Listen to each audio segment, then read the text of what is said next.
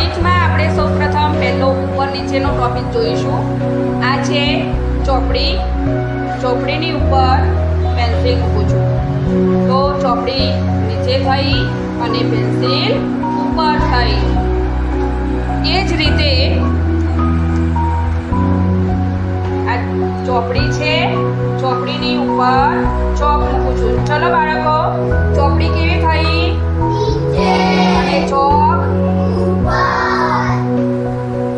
એ જ રીતે સ્કેલ લઉં છું, સ્કેલની ઉપર ચોક મૂકું છું.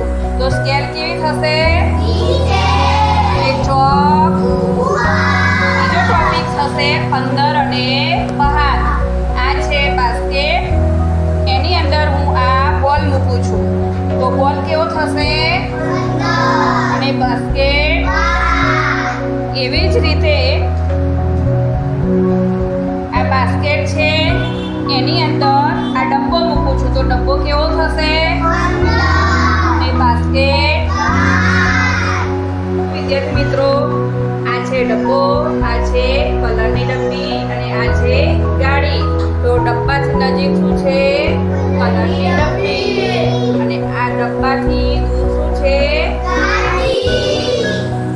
જો આ બાસ્કેટ છે, આ ગાડી છે અને આ ડબ્બો છે. તો બાસ્કેટથી નજીક શું આવેલું છે?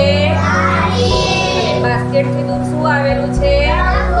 ચલો બાળકો, હવે ગણિતમાં ચોથો ટોપિક આવશે આગળ અને પાછળ. તો આગળ ગાડી છે અને પાછળ ડબ્બો છે. શું છે આગળ અને પાછળ?